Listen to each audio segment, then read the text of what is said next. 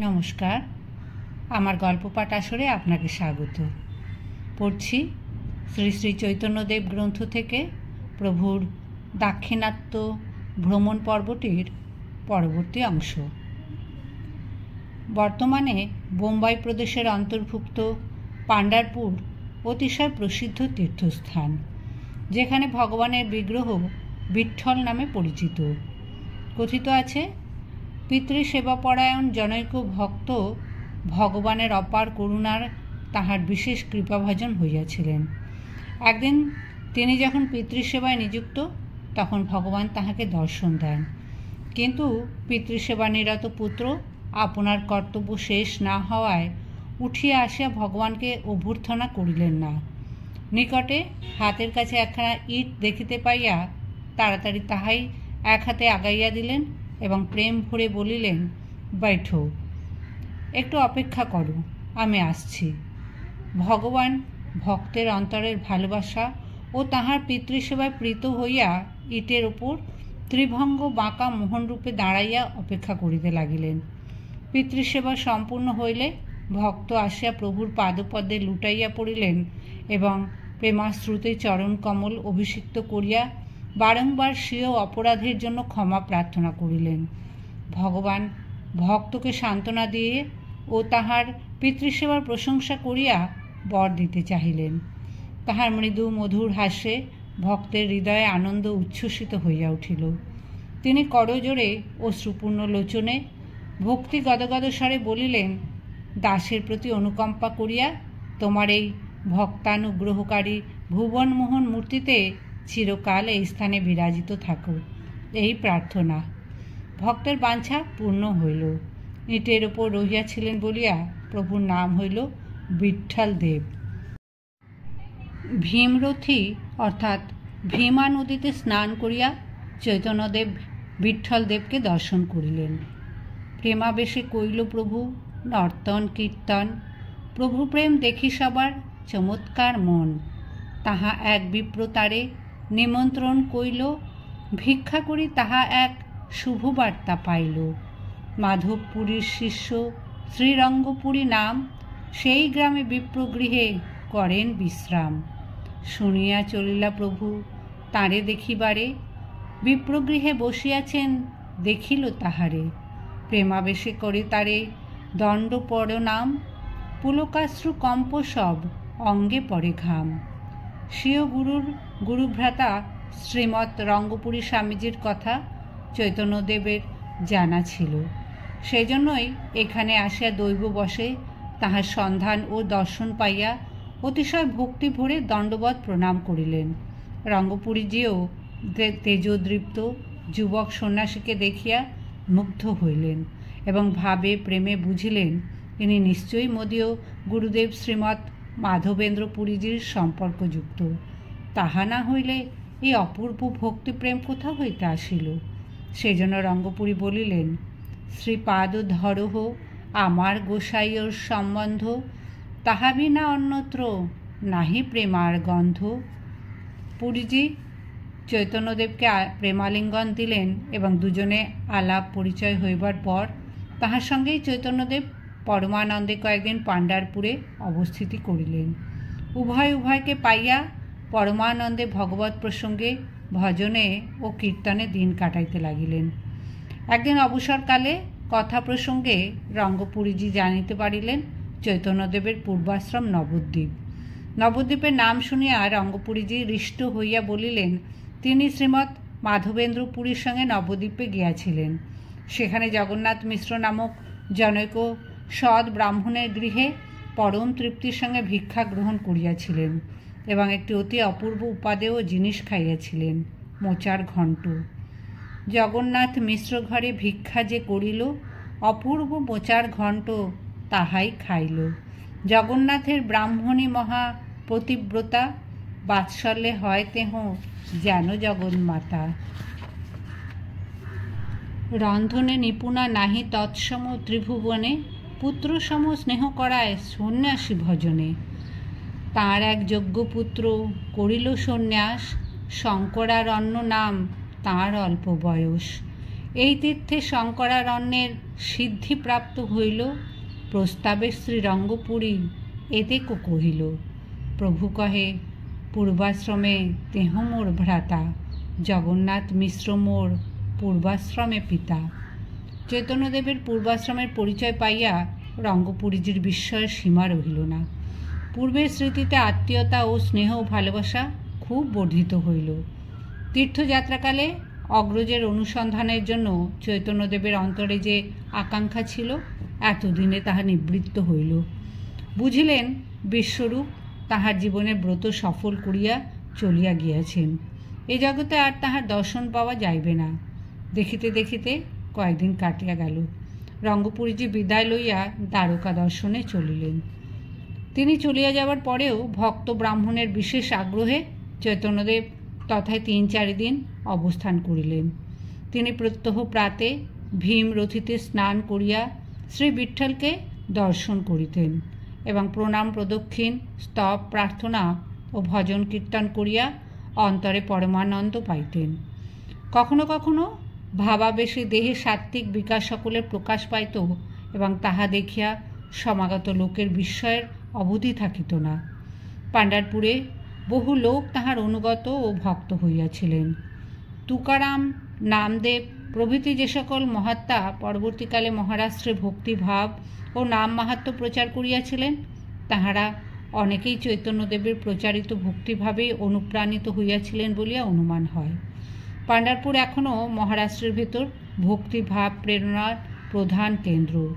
অনেকে ওই স্থানকে বঙ্গদেশের নবদ্বীপের সঙ্গে তুলনা করেন, কারণ নবদ্বীপের ন্যায় এখানেও ভগবানের নাম কীর্তন ও ভক্তিভাব প্রধান এবং সাধারণ লোক, এমনকি সমাজের নিম্ন স্তরের লোকেরাও উহাতে অধিকার আছে দেখা যায়। শ্রাবণ মাসের পূর্ণিমাতে প্রতি বৎসর পাণ্ডারপুরে এক বিরাট মেলা জমে। তাহাতে পুরীর রথযাত্রা অপেক্ষা অধিক লোক সমাগম হয়। সেই সময় শত সহস্র লোকের কীর্তন ও গীতবাদ্যের শব্দে বাস্তবিকই কানে লাগে তালি।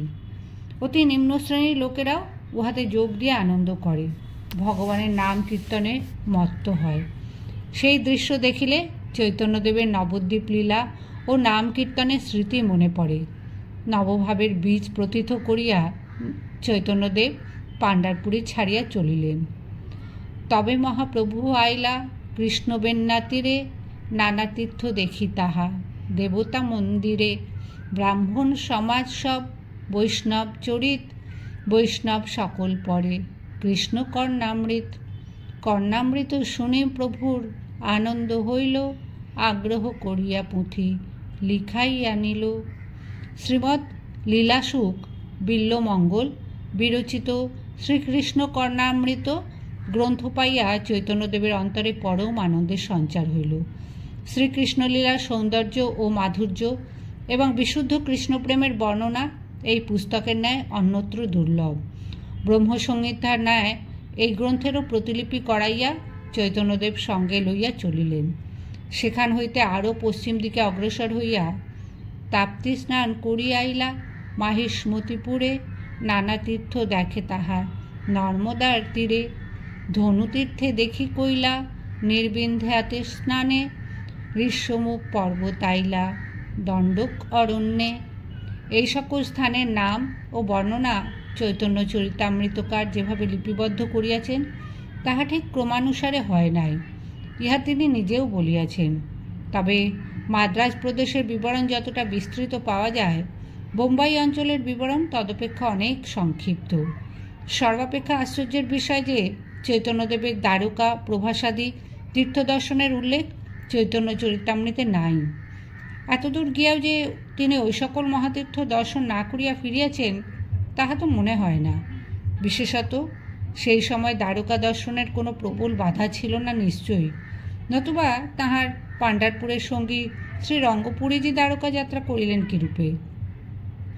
আরও লক্ষ্য করিবার বিষয়, তাহার পুরী প্রত্যাবর্তনের বিবরণও ভালোভাবে চৈতন্য চরিতামৃতে লিপিবদ্ধ নাই। এজন্য আমরা মনে করি তাহার ভ্রমণের শেষ দিকের বৃত্তান্ত কৃষ্ণদাস কবিরাজ মহাশয় ভালো করিয়া সংগ্রহ করিতে পারেন নাই। দণ্ডকরণ্য দর্শনের পরই চরিতামৃতকার লিখিয়াছেন, প্রভু আসি কইলা পম্পা সরোবরে স্নান, পঞ্চবটী আসি তাহা করিলা প্রণাম। নাসিক ত্রম্বক দেখি গেলা ব্রহ্মগিরি, কুশাবর্তে আইলা যাহা জন্মিলা গোদাবরী। সপ্ত গোদাবরী দেখি তীর্থ বহুতর, পুনরপি আইলা প্রভু বিদ্যানগর। রামানন্দ রায় শুনে প্রভুর আগমন, আনন্দে আসিয়া কইল প্রভুর মিলন। গোবিন্দ দাসের কর্চা নামক একখানা গ্রন্থে চৈতন্যদেবের দক্ষিণ পশ্চিম ভ্রমণের বিস্তৃত বিবরণ পাওয়া যায়। উহাতে দ্বারকাদি দর্শনান্তের প্রত্যাবর্তনের বিবরণ বিশদরূপে লিখিত আছে, কিন্তু গোবিন্দ দাসের কর্চাকে অনেকেই প্রামাণিক গ্রন্থ বলিয়া মনে করেন না। ইহার প্রধান কারণ এ পর্যন্ত বহু অনুসন্ধানেও উক্ত পুস্তকে হস্তলিখিত প্রাচীন মূল গ্রন্থ মিলে নাই। উক্ত পুস্তক আমরা খুব ভালো করিয়া পড়িয়া দেখিয়াছি। বর্ণনাদি অতি চমৎকার হইলেও ইহার প্রামাণিকতা সম্বন্ধে যথেষ্ট সন্দেহের অবকাশ আছে। আমাদের মনে হয় গোবিন্দ দাসের গ্রন্থ সুপ্রাচীন না হইলেও প্রাচীন নগরের মধ্যে প্রচলিত চৈতন্যদেবের পরিব্রাজক জীবনের ঘটনা সংগ্রহ করিয়াই কোনো লেখক পরবর্তীকালে উহা রচনা করিয়াছেন। আমরা এ পর্যন্ত যাহা লিখিয়াছি প্রায় সমস্তই চৈতন্য চরিতামৃত হইতে গৃহীত। এখন গোবিন্দ দাসের কর্চা হইতে দ্বারকা ভ্রমণ ও প্রত্যাবর্তনের কাহিনী বর্ণনা করিতেছি। সত্যাসত্য বিচারের ভার পাঠকের ওপর। মহারাষ্ট্র দেশ হইতে পশ্চিমে চলিয়া চৈতন্যদেব সৌরাষ্ট্রে পৌঁছিলেন ও সেখানকার সমস্ত তীর্থস্থান ঘুরিয়া ঘুরিয়া দেখিতে লাগিলেন। সুপ্রসিদ্ধ সোমনাথের মন্দির, যাহার অতুল ধনরত্নরাশি মুসলমানগণ লুঠিয়া লইয়াছে, সৌরাষ্ট্রের প্রধান দর্শনীয় স্থান ছিল। বর্তমানে প্রভাস যাত্রীরা সমুদ্র উপকূলে সেই বিশাল মন্দিরের ধ্বংসাবশেষ দেখিয়া শোক ভারাক্রান্ত হৃদয়ে ফিরিয়া আসেন। চৈতন্যদেবের প্রভাস দর্শনের পূর্বেই সেই মন্দির লুণ্ঠিত হইয়াছিল। তিনিও সোমনাথের ধ্বংসাবশেষ দেখিয়া অতীব দুঃখিত হইয়াছিলেন। চৈতন্যদেব সমুদ্র উপকূলে চলিয়া একে একে গিরনার, প্রভাস, সুদামাপুরী, পোরবন্দর ও দ্বারকা দর্শন করিলেন। গিরনারের রাস্তা অতীব কঠিন, দুর্গম, সুদীর্ঘ চড়াই অতিক্রম করিয়া অতি উচ্চ পর্বতের ওপরে অবস্থিত মা কালীর মন্দির, দত্তাত্রেয়ের চরণ পাদুকা ও গোরক্ষনাথের সাধনা স্থান দর্শন করিতে হয়।